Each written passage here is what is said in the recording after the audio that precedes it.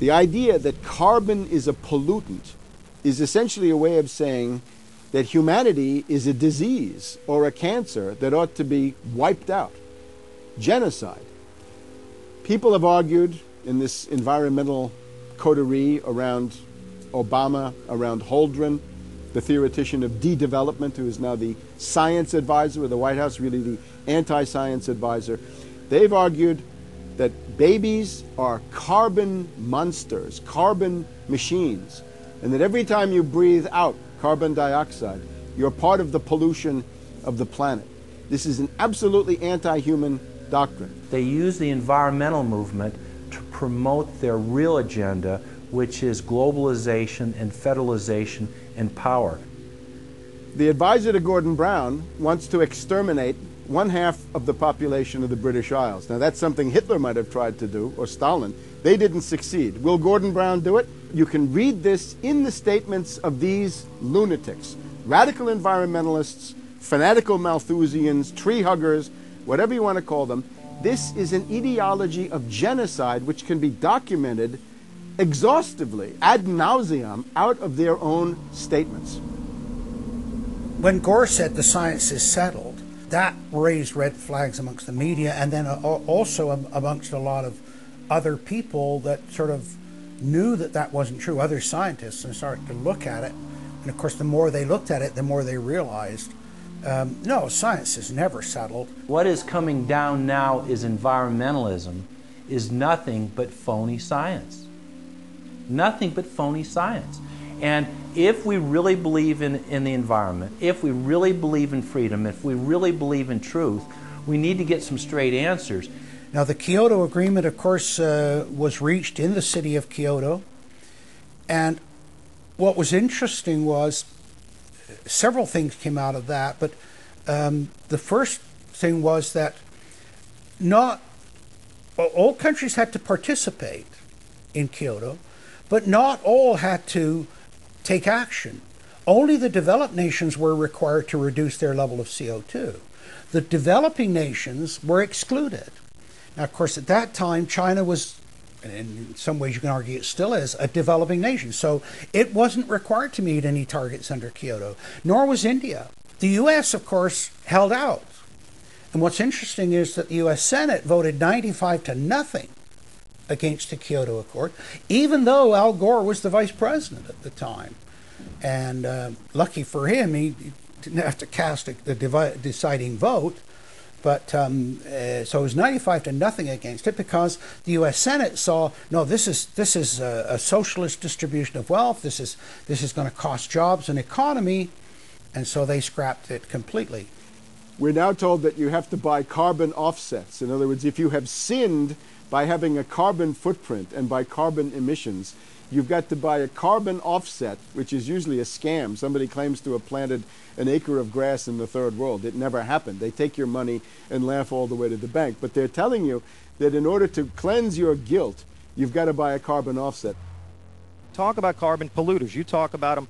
It's my understanding that back in 1997, when you were vice president, Enron's CEO, Ken Lay, was involved in discussions with you at the White House about helping develop this type of policy, this trading scheme.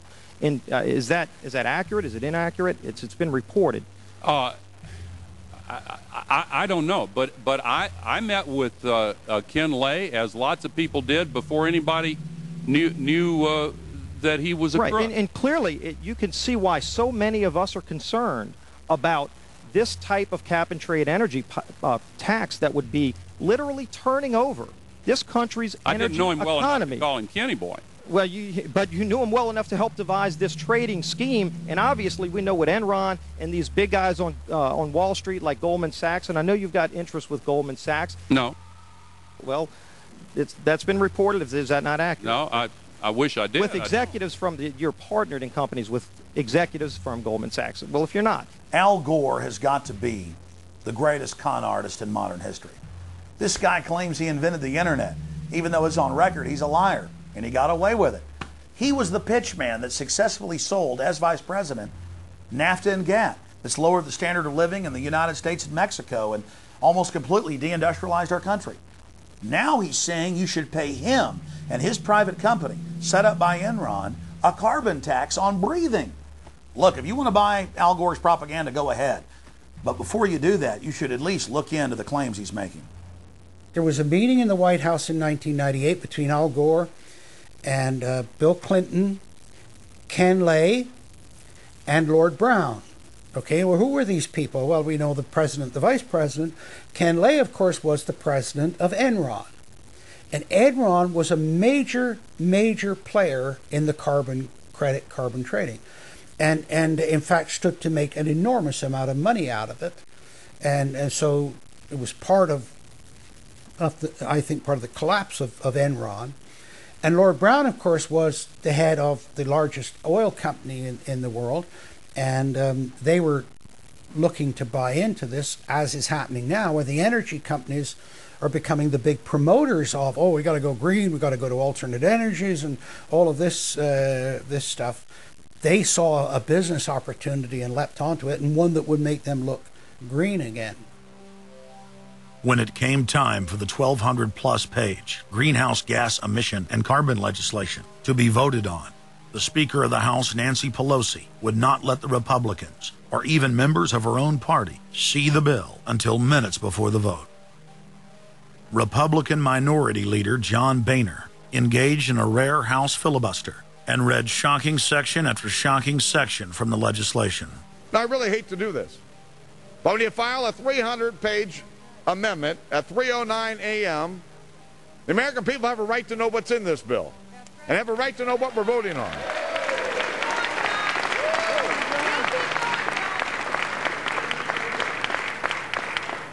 Page 48. Each building code enforcement department receiving a grant under subsection A shall impanel a code administration and enforcement team consisting of at least one full-time building code enforcement officer, a city planner, and a health planner or similar officer. I can take you to Chickasaw, Mercer County in my district. They don't have one full-time person that works for the village, all right, not one. Look at the mandate on every city, village in America right here in this bill. So that we're not only going to tell you what the codes are going to be, but we're going to tell you how many people you need to hire to enforce this. Page 41, determine any geographic area within the contiguous United States that lacks a federal power marketing agency. Because, you know, we can't move power around the country without a federal power marketing agency. We do it today, but now we have to have a new government agency to do this. All California housing standards are now going to be imposed on every American community. You don't have the right to have your own building standards in your community or in your state.